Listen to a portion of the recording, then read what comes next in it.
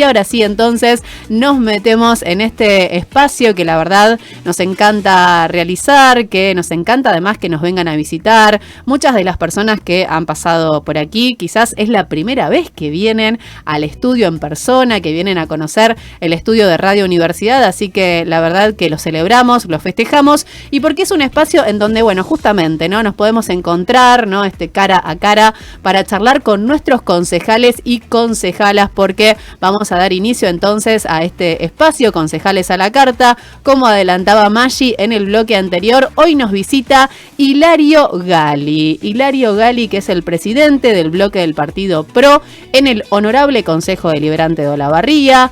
Previo a su rol legislativo, sirvió como secretario de gobierno del municipio de Olavarría durante la intendencia de su primo Ezequiel Gali, quien gobernó aquí en la ciudad de Olavarría desde el 2015 hasta el 2023 y además, egresado de la UBA.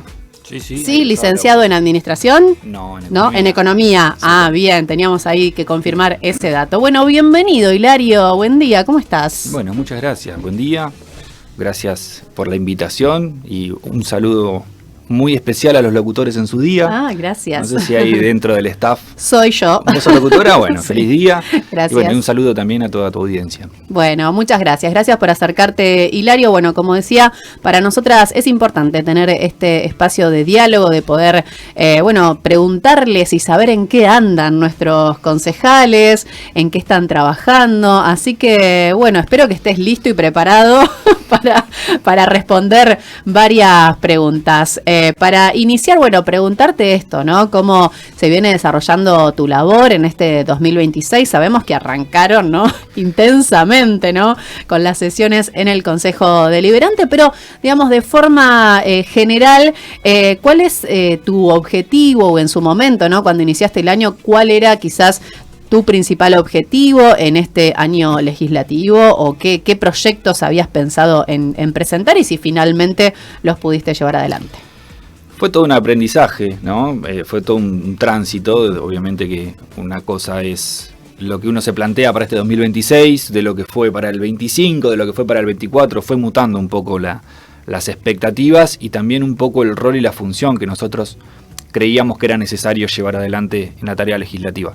Obviamente que el cambio de rol fue muy marcado, de pasar de ser ejecutivo, claro, sí. En donde es más directo, por ahí lo que uno quiere hacer en que se transforme en realidad, independientemente de las vicisitudes que haya en el medio, de las complicaciones, que no siempre los caminos son lineales, para poder llegar a un lugar, siempre a veces hay obstáculos en el medio, pero reinventarse desde el lado legislativo, donde la tarea es más compleja, sobre todo cuando uno es oposición, de que lo que uno considera que tiene que ser a que termine siendo, pocas veces termina sucediendo, a menos que haya un gran consenso con el oficialismo.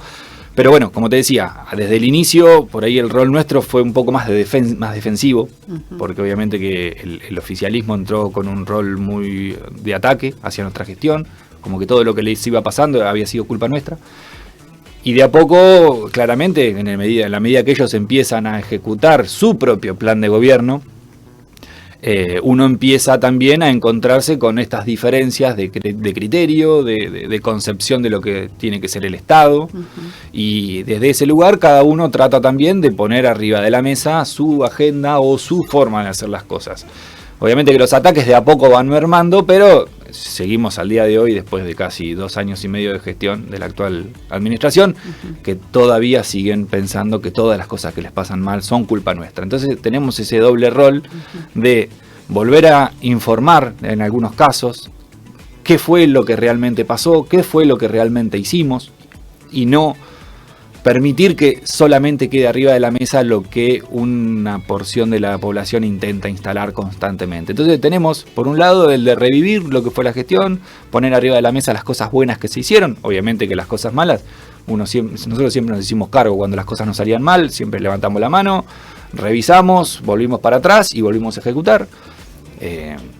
Hay ciertos programas, ¿no? La TUBI fue uno de esos, tuvimos un caso exitoso con las tradicionales, el de las industrializadas no salió bien, pero bueno, logramos reencauzarlo, y así pasa todo el tiempo. Pero por un lado tenemos esa labor de tratar también de revivir ciertas cuestiones de la gestión que nosotros creemos que estaban bien. y no porque venga un nuevo color político tiene que echar por tierra lo que estaba bien. Me parece que eso es algo que es bastante cultural y histórico de nuestro país, más, no solamente de nuestra ciudad, que el que viene es como que refunda todo. Y la verdad que así estamos en un péndulo que vamos de un lado al otro y en el medio como que pareciera que no queda nada. Entonces nunca vas generando cimientos para poder avanzar. Entonces me parece que eso es un poco también la labor que uno intenta al explicar qué era lo que se hacía bien, poder generar una base para poder mirar para adelante. Si le quieren cambiar el nombre al programa, cámbienselo, no hay problema. Pero me parece que hay cosas que funcionaban muy bien, que no era necesario, entonces las volvemos a poner arriba de la mesa. Y ahora, por ejemplo, programas que se están dando, que por ahí tal vez nos parecen interesantes, pero se encausan de una manera que no consideramos que es la correcta, intentamos desde las comisiones ir paleteándolo como para que haya un consenso y no simplemente porque hay una mayoría se imponga una realidad, porque en algunos casos son cuestiones que pueden ser circunstanciales. Hay otras que no solamente nos modifican la actualidad, sino que tal vez nos pueden llegar a modificar mucho más el futuro. Sí, por eso hacia el futuro. Tratamos de tomarnos la labor con mucha responsabilidad, de estudiar mucho los temas y llevar las discusiones. Me parece que de donde consideramos que hay que hacerlas, en las comisiones, en la interna, tratamos de no hacer muy mediático las disidencias, porque desde las disidencias muchas veces no es fácil construir. Entonces tratamos de las disidencias llevarlas en mesas de diálogo internas. Bueno, de hecho ahí mencionás una cuestión clave que también he charlado con otros concejales y concejalas que han pasado por este espacio. Digo, ¿cómo ves la función justamente, ¿no?, del concejal y la concejala en estos tiempos que corren, ¿no? Porque pareciera ser, ¿no?, por lo que podemos ver de afuera en algunas, no en todas las sesiones, vamos a ser justos con eso, pero en algunas sesiones, ¿no?, pareciera un poco que se corre quizás el rol de concejales, que tendría que ser, ¿no?, como esto que vos decís, quizás, ¿no?, poner sobre la mesa las cuestiones que demanda la población olavarriense, el vecino, la vecina que necesita, ¿no?, algún tipo de solución, en algunos casos incluso urgente, y un poco que se desvirtúa incluso en los debates entre ustedes mismos, ¿no? Sí, ¿Cómo lo ves? Se me viene a la cabeza algunos, como ejemplo de lo que planteás. Sí, ha cambiado mucho, me parece, el rol del Consejo Deliberante, incluso el tratamiento mediático de lo que pasa en las sesiones. Yo recuerdo cuando nosotros estábamos en la gestión, más allá de que el Consejo en sí tenía sus sesiones en el centro y no en el CEMO, que es un lugar tal vez más difícil de llegar. Claro. Yo recuerdo de que siempre había una mesa disponible para el periodismo, para que pueda seguir las sesiones en vivo, en las mismas sesiones ir llevando adelante las crónicas, y de ahí salían un montón de notas al respecto. Hoy terminan las sesiones, que obviamente que hay momentos en donde por ahí se pone un poco raro, pero hay sesiones donde ha tenido grandes debates y muy buenos debates, y sin embargo, cuando uno puede ver cuál fue la crónica, es un resumen general de lo que fue la sesión, qué temas se trataron y nada más, y ahí quedó. Entonces, es un poco repartido, que por momentos los debates por ahí carecen de alguna calidad, pero también es cierto que el tratamiento que se le está dando, que al menos entiendo que se le pretendió dar desde un inicio, y esto me parece que es un poco intencionado, es de invisibilizar y que la discusión quede solamente en esa parte que es la que... Pero vos decís que no está buena. Este accionar de invisibilizar tiene que ver por parte de los medios de comunicación o a través de las redes sociales de los espacios políticos. Me parece que tiene más que ver desde quien organiza la reunión en sí y de qué lugar le quiere dar a lo que se habla ahí. Desde el momento en que yo te saco del centro de la ciudad, que es un lugar que cualquiera puede ir, puede pasar, las sesiones son públicas, cualquier persona puede entrar y ponerse a escuchar qué es lo que hablamos. Totalmente. Si las sesiones son en el CEMO, nadie va a pasar, porque pasaba, entré y a escuchar. Se ha perdido mucho público en las sesiones, se perdió la participación de los medios de comunicación, entonces... Nosotros lo hemos tratado esto, lo hemos charlado internamente, hemos solicitado... ¿Y por qué se cambió el lugar? Entiendo que era por una cuestión de alquiler, ¿o no? ¿De gasto? Yo no creo que... Porque estaban, ¿no?, en la sociedad española. Sí, uno lo puede considerar como gasto, pero también era una ayuda a la sociedad española, porque era prácticamente su única forma de financiar su institución. Y uno todo el tiempo está ayudando a las instituciones de bien público de la ciudad.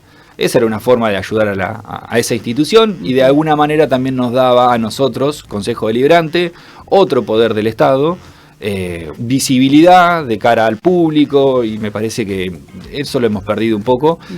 Y de a poco, cuando vos empezás a perder esa mirada crítica del otro lado también y pensás que nadie te está escuchando, capaz que ahí es también donde se liberan un poco los debates y se hablan de cosas que me parece que no sé si le importa al público. Totalmente. Sí, de hecho lo hemos también abordado en otras entrevistas, ¿no? Esta falta también de participación del vecino, de la vecina, que quizás en otro momento incluso tenían mucha más participación, mucha más concurrencia al Consejo Deliberante, pero bueno, obviamente que se suma esta cuestión que vos decís de la lejanía, y además de que, bueno, quizás la población está con otros conflictos, con otros problemas, y no está con el tiempo, ¿no?, suficiente como para acercarse al Consejo Deliberante. Pero bueno, más allá de eso, digo, ustedes también se han caracterizado por acercarse, ¿no?, al vecino. De hecho, muchas veces ha sido, ¿no?, como un lema de sus campañas, acercarse al vecino, charlar, incluso, bueno, visitar los diferentes barrios. ¿Qué es lo que demanda el vecino o vecina hoy de Olavarría de manera general? ¿Cuál es el principal reclamo? ¿O qué les reclama a usted? ¿O qué te reclama a vos en particular? ¿Qué te dicen? Hilario, mirá, necesito esto, Hilario. El reclamo vecinal, a ver, nosotros nunca perdimos esa cercanía. Por ahí, cuando éramos gobierno, en la última parte, sí. Yo lo hemos charlado por ahí hasta internamente. Considero que la salida de la pandemia para nosotros fue un desgaste físico y emocional muy importante. Emocional creo que es para toda la población, pero nosotros que estábamos medio todo el tiempo atrás de la pandemia, viendo qué hacer, qué no hacer todos los días, me parece que hubiera requerido un buen cambio de gabinete, un refresh, que nos permita salir de la pandemia y nuevamente salir a la calle con la misma fuerza, recuperarse. Bueno, no tuvimos eso, y me parece que esos últimos 2 años nos agarró un poco desgastados y perdimos esa cercanía que nosotros supimos tener años anteriores, porque siempre hubo problemas, siempre hubo disidencias, pero aún así la gente nos acompañaba. ¿Por qué? Porque cuando estás cerca es más difícil, ¿no?, la crítica. Cuando te empezás a alejar es un poco más fácil que se empiece a escuchar, generalizado, ¿no? Sí, sí. Y nos faltó esos últimos 2 años, me parece que sí, nos faltó esa llegada. Entonces nos propusimos volver a nuestra raíz y empezamos a salir. No damos mucha publicidad de lo que hacemos, salvo visitas a instituciones o empresas, pero después todo lo que hacemos a nivel vecinal, cuando vamos a los barrios. Nosotros el día de hoy que seguimos ayudando a muchos de los comedores que ayudábamos cuando estábamos en la gestión, porque han tenido un corrimiento por parte del Estado municipal. No sé si porque los asocian a nosotros o qué, pero como que les han corrido la ayuda, entonces nosotros seguimos ayudando de ese lado. Obviamente a todo eso no le damos una difusión, no hacemos redes, ni mucho menos. Pero creo que desde cuando éramos gobierno ahora, los reclamos siguen siendo muy del metro cuadrado. Es muy de lo que me pasa de la puerta de mi casa para afuera, o muchas veces de la puerta para adentro, sobre todo con este tipo de instituciones de ayuda de los barrios, que por ahí tienen problemas con los servicios o con la mercadería, pero después generalmente cuando vos vas a un barrio, los problemas son muy de nicho de cada barrio, cuestiones de infraestructura, de luz, muy específicos, que hoy uno no tiene las herramientas, más que acercarle la inquietud al municipio. Exacto. Pero bueno, las inquietudes se multiplican, todo el tiempo hay, por eso que uno, como estuvo del otro lado, también entiende. Y como a nosotros no nos gustaba que nos los hagan cuando estábamos del otro lado, nosotros tampoco lo hacemos ahora de proponer soluciones mágicas y demás, porque vos sabés que eso es inaplicable después. Y cuando vayas a un barrio vas a tener múltiples cosas para hacer y no podés ir a decirle que le vas a solucionar la vida, porque después no lo vas a hacer y tenés 2 problemas. Sí, que le mentiste, que te comprometiste y no después le solucionaste nada. Tenés que bancártelo o hacerlo o no hacerlo, ¿no? Y en ese sentido también digo... ¿Cómo se maneja esta cuestión más allá de que, ahora les toca hacer oposición, que el oficialismo es mayoría dentro del Consejo Deliberante, pero cómo también se piensan quizás estas estrategias o salidas o ayudas a vecinos y vecinas con un municipio que además está en déficit, ¿no? Que de hecho vos has sido uno de los principales críticos, ¿no? de este déficit del municipio, que bueno, hoy también un poco lo mencionabas, también tenés que sostener la crítica del oficialismo que les dice, bueno, nosotros recibimos también un municipio con un montón de deudas que tuvimos que acomodarnos y demás, y hoy están en la misma situación, pero desde el oficialismo. ¿Cómo se maneja esa situación dentro del Consejo Deliberante? No es lo mismo, no es lo mismo.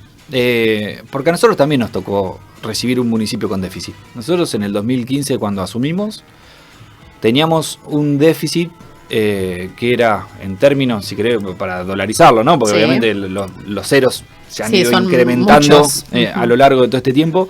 Pero cuando uno dolariza las deudas, la deuda que nosotros recibimos era de 6,5 millones de dólares. Y la deuda que nosotros dejamos fue de 2 millones de dólares. O sea, estamos hablando de una deuda, recibimos una deuda 3 veces mayor. Y aún así, en el primer año de gestión, en el 2016, nosotros terminamos con superávit. Claro, con superávit, sí, recuerdo. Y en el medio, que hay uno de los parámetros que por ahí dice, uno de los que más se sigue, es la inversión real directa. ¿Cuántas obras hiciste vos de acuerdo a la cantidad de ingresos que vos tuviste? Y nosotros, no solamente ese año, que tuvimos creo que 14% de lo que nos ingresó, el 14% lo destinamos en obra pública de la ciudad.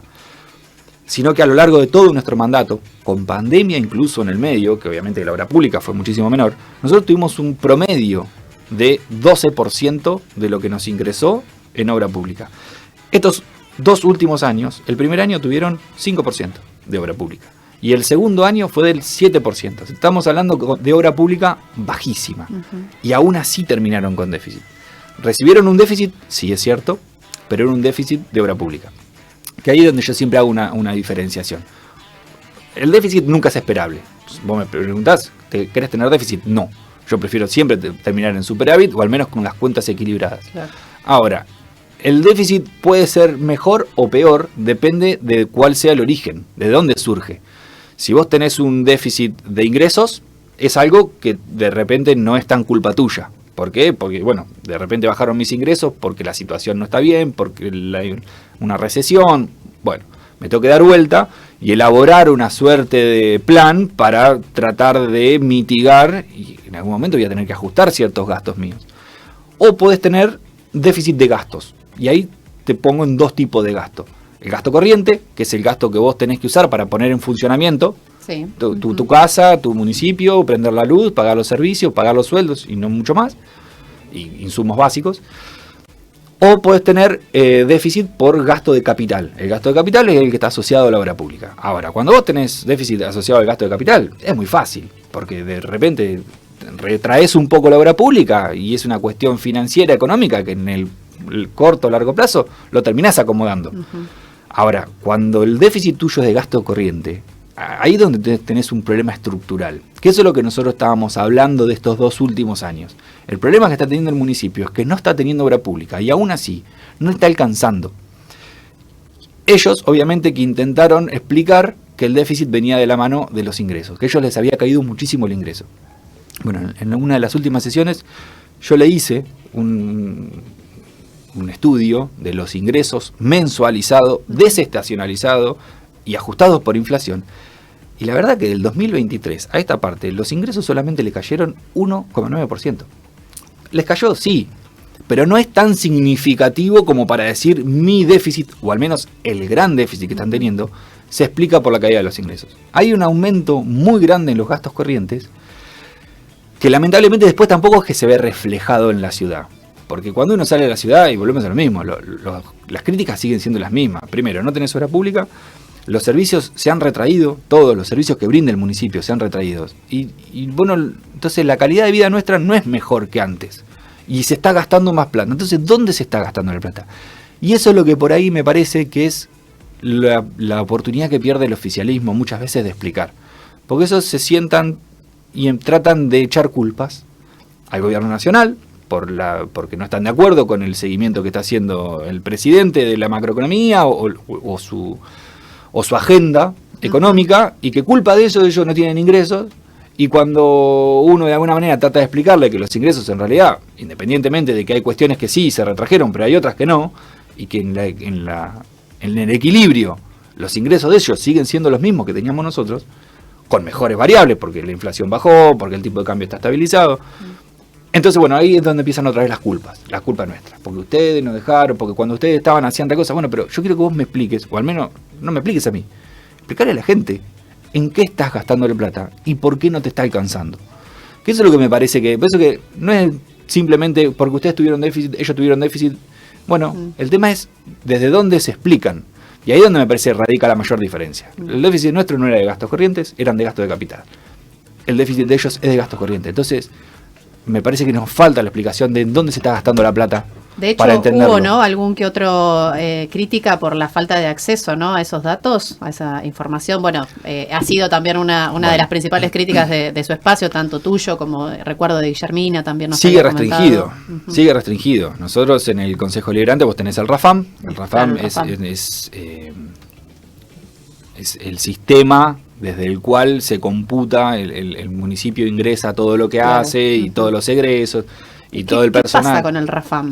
Y en el RAFAM vos tenés varias pestañas. Vos tenés la pestaña de personal, la pestaña de contrataciones, la de presupuesto, la de contabilidad. Nosotros teníamos acceso a todo el RAFAM. De repente no tuvimos acceso a más nada. En el medio del tratamiento de la rendición de cuentas. Claro.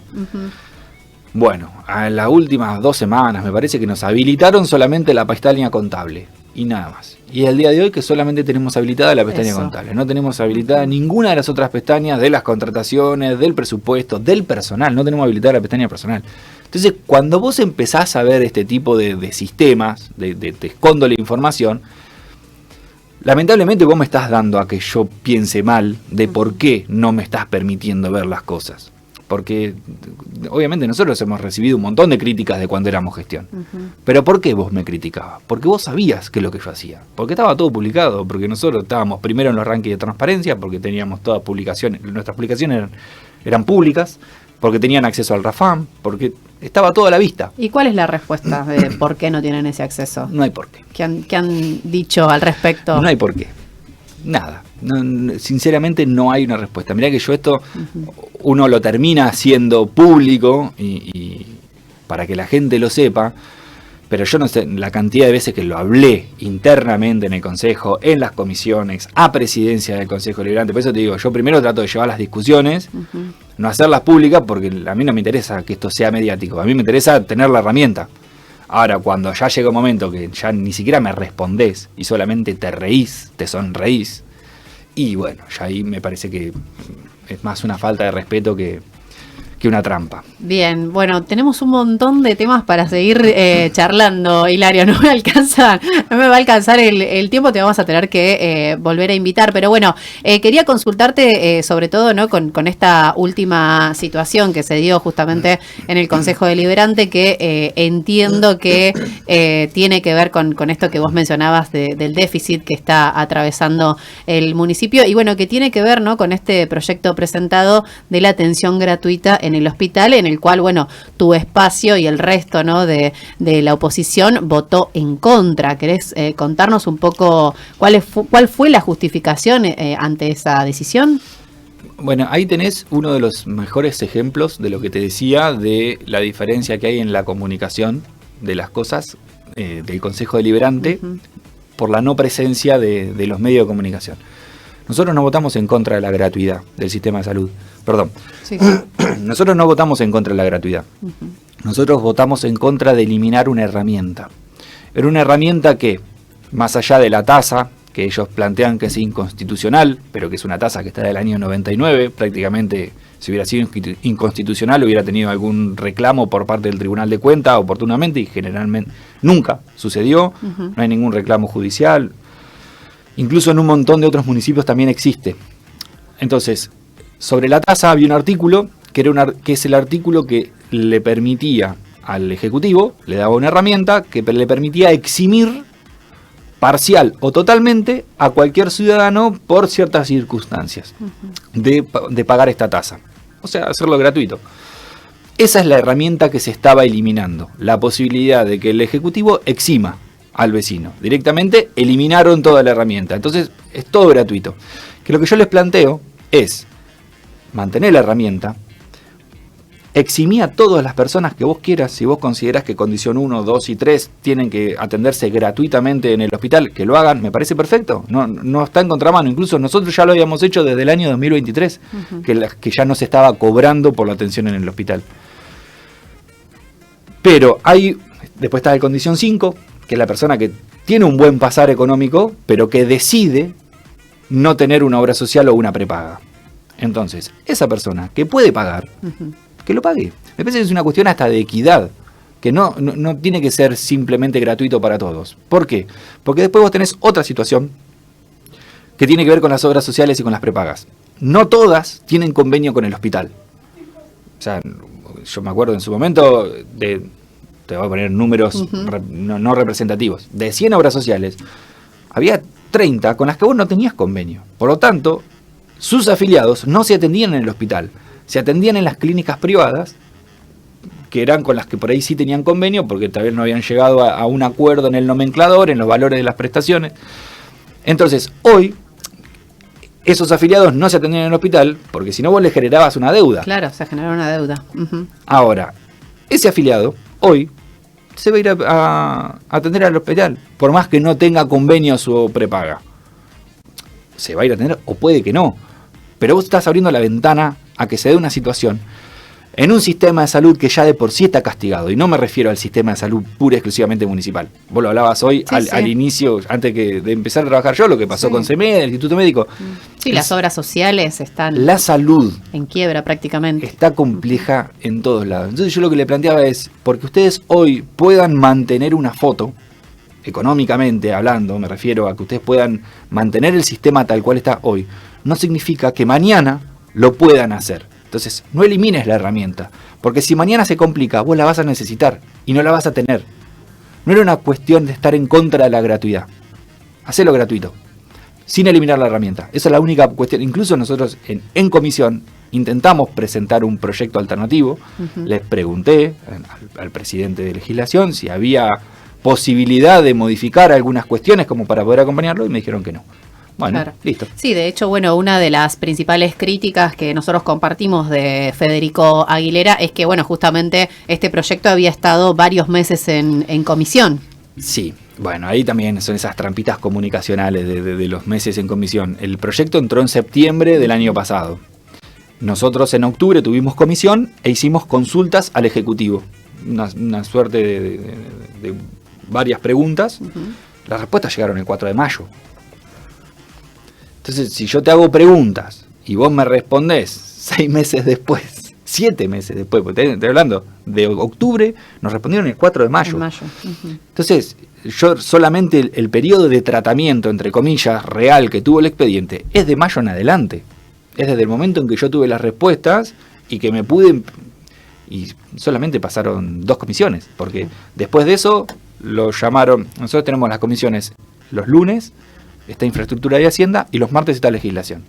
Un lunes se trató, se pasó a Legislación, y al martes siguiente ya estaba en sesión. No tuvimos prácticamente posibilidad, y en ese interín es donde dije, bueno, si me das posibilidad, yo te presento una modificación. Bueno, ahí fue la negativa, y bueno, fue el tratamiento, y nuestra negativa, vuelvo a ser lo mismo, no a la gratuidad. Claro. A eliminar la herramienta. Y sobre todo al no diálogo, a no dar posibilidades de que hayan modificaciones. Bien, bueno, ¿ves qué importante este espacio para que puedas venir y charlar y contarnos también tu visión o lo que sucedió desde tu espacio, ¿no?, político, y contar y dar respuestas que también son importantes? La última ya que te hago, Hilario, para que también nos cuentes, hablando de escuchar la otra cara o la otra voz, sobre, este comunicado, ¿no?, que salió en su momento, el cual, ustedes acompañaron, se suponía en su momento, ¿no?, cuando recién salió a través de las redes sociales, que La Libertad Avanza también estaba acompañando. Después, dijeron que ellos no, también lanzaron un comunicado, hablando, sobre todo, ¿no?, de el pedido o la crítica de basta de persecución política, ¿no?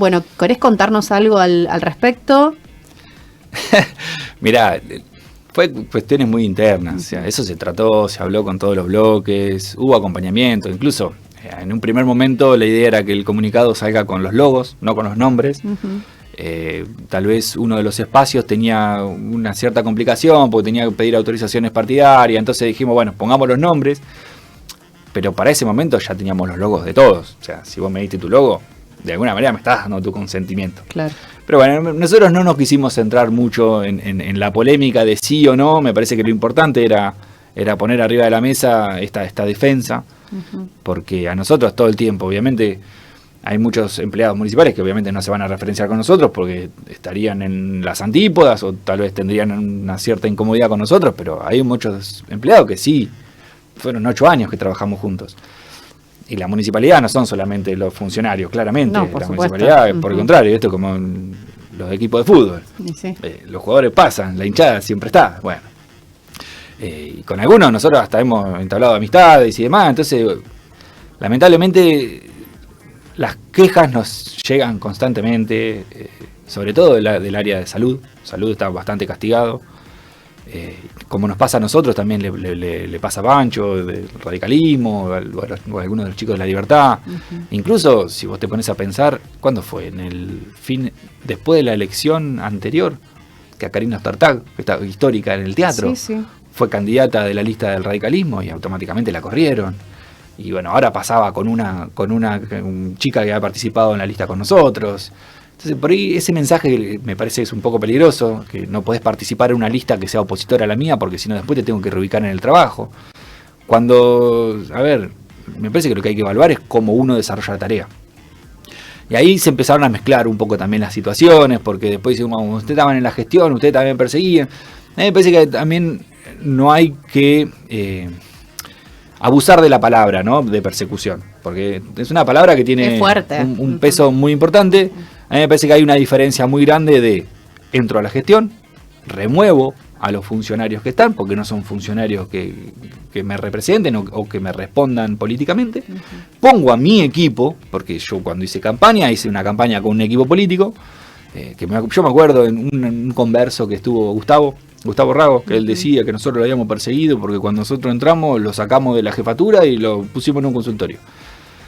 Pero es lo que pasa cuando uno entra en la nueva gestión, o sea, uno pierde su carácter de funcionario y pasa a revestir el carácter de revista, o sea, la función que tenía. Si funcionario en el consultorio, incluso después volvió a ser funcionario con nosotros. Yo a Gustavo lo conozco desde antes de la gestión, era el clínico de mi viejo, de mi abuelo, o sea, independientemente, pero cuando nosotros entramos con nuestro propio equipo, con Germán Maroni, con el doctor Mariano y el doctor Corbalán, y ellos tenían su equipo de salud y lo pusieron en funcionamiento. Entonces, hay una diferencia muy grande en entro, me fijo los funcionarios que hay, a quién quiero mantener y a quién no, a los que no mantengo, vuelven a su puesto de revista, pongo a mi funcionario.